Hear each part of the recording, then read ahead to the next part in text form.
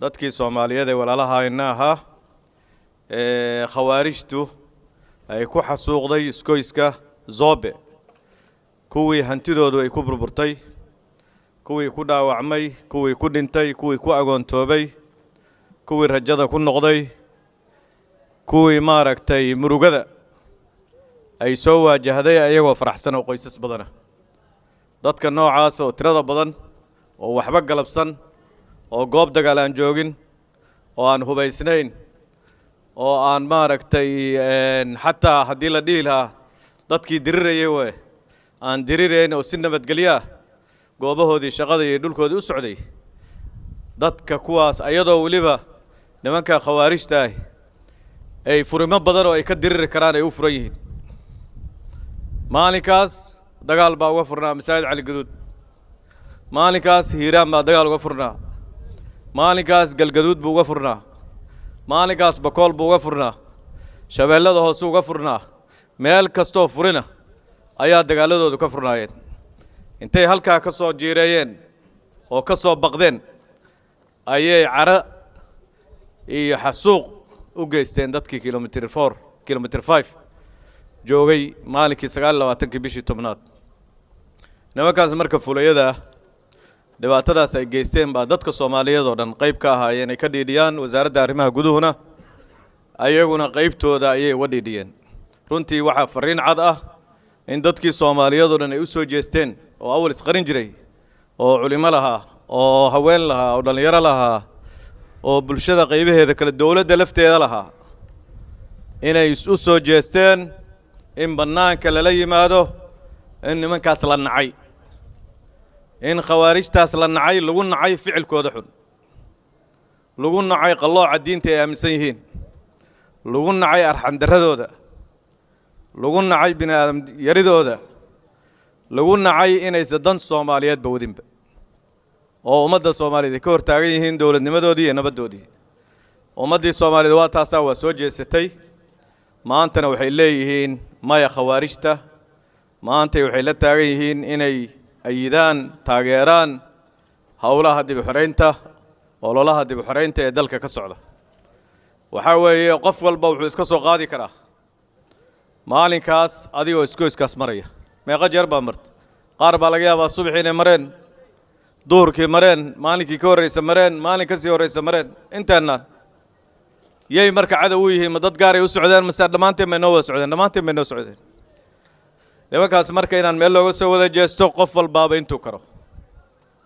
arrinta ugu horeysa waxay tahay dhiigii iyo kulli iyo waa la soo diiwaangeliyay dadkan shubin qaarna waa soo shubeen arrinta xigta waa taakuladii dhaqaalaha ee shalay aan isku sheegnay oo wax loo qaybsaday qolo walba inay ka soo dhamaato berri haddii la yiraahdo wax badan ma ahayn waxa la isku qoray waa wax la awoodo waliba maaragtay intaas in ka badan qofkii awoodana inuu ku daro si aan qayb uga noqono ololahaas guud waxa qoraxdan isku istaajinay hool waa heli karnaa waxa qiyaasaysa askariga maalin walba qorax taagan dhibku ku jiro oo aan yaraysanayno hal saac baa la taagnaa waayay dadkii waxa way dhididka baxaya qaar baa biyo cabaya oo biyahoodii gacanta ku wata laakiin askariga ka waran duurka ku jira oo maalin kasta dharkiisa aan dhaqanayn aan ogeyn meeshu ka qadaynayo markuu meesha ka tago biyo inuu helayo aan ogeyn ee duurka ku jira ee dhiigiisa haddana u sii qowraya annagana hal saac iyo bar waa taagnaan lana dhib baan nahay waxaana la ka rabaa marka maadaama furintana la kugu jiro oo qoraxdiina la kugu jiro inta nagu soo aaday waxay tahay waa dhaqaaleena jeebkeena waa hadalkeena codkeena waa soo sheegista sidii uu sheegay ninkii odaga hadda si iga horeeyay Cabdi Fataax in la soo sheego reerkii qof ka maqan yahay inuu soo diiwaan galiyo adduunka qofka la waayo soo lama soo diiwaan galiyo wiilkaada gabadhaada habeenka hadduu guriga imaan waayo oo taleefankiisa dansan yahay oo meela u raadi sida aweyd soo lama soo diiwaan galiyo waxaan rabnaa qofka shabaab qoysku ka maqan yahay in la soo diiwaan galiyo waxaan rabnaa haddii qofka la og yahay oo laga shakiyo in la isku soo sheego waxyaalihii iska ahaa maxaa iga galay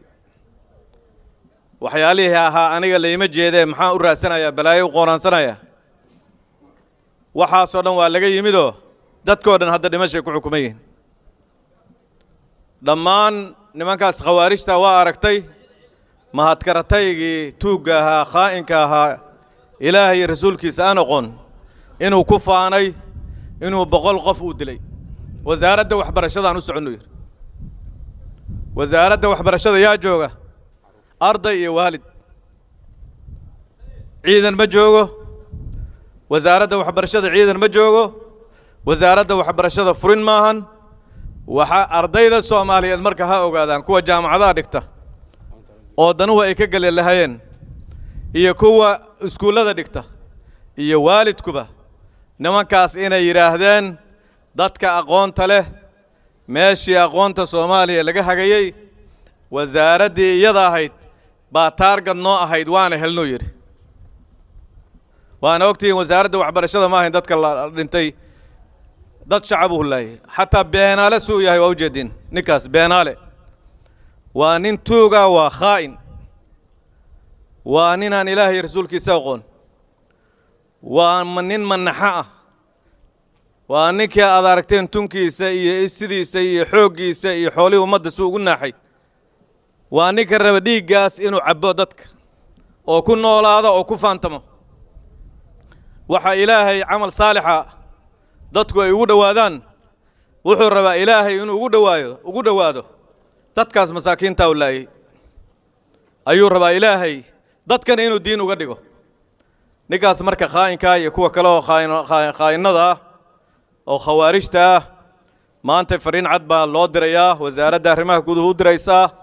oo ah in halganka socda aan taageersannahay in aan ka soo horjeedno fikirka qowlka ficilka kooxdaas khawaarijta in dhidid iyo dhiig aan u hurayno dalkeenna iyo inaanan u baqayn oo ka cabsanayn ayay taa fariinta la dirayo waana sii wadaynaa waana sii soconaysaa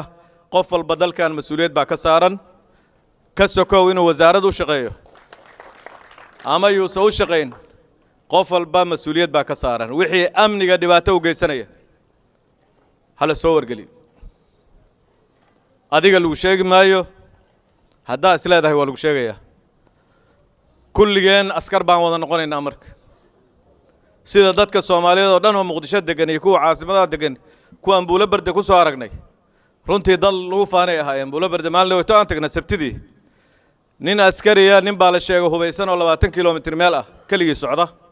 waa la arkay bulshadii baa soo sheegtay reer miyiga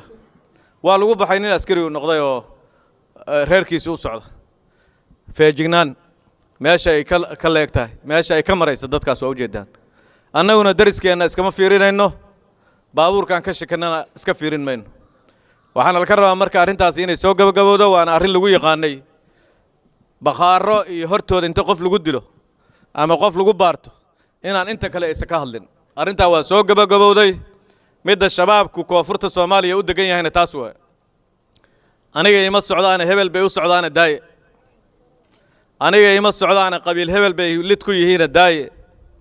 aniga ima socdaan hebel oo xukunka joogay lid ku yihiin daaye aniga ima socdaan askartay u socdaan daaye taas waa soo dhamaatay waa loo isku wada socdaa mahadkaratay tuugi mahadkaratay ah sheegay oo yiri wasaaradda waxbarashada u socon waana la helno sidoo yiri beenaalihiis waa u jeedaan marka wasaaradda waxbarashada kulligeen shahaadooyin waxba la wada bartaa dhalinyaro la wadaya ma sheekada la soo tasdiiqinayo iyo qof la soo qaadayo wiilka adoo yiraahday gabadhaado meesha la tagtid ayaad kula kulmi kartaa arrintaas marka nimankaas waa cadow waxaan iskula dardaarmaynaa feejignaan badan waxaan iskula dardaarmaynaa inaan qayb ka noqono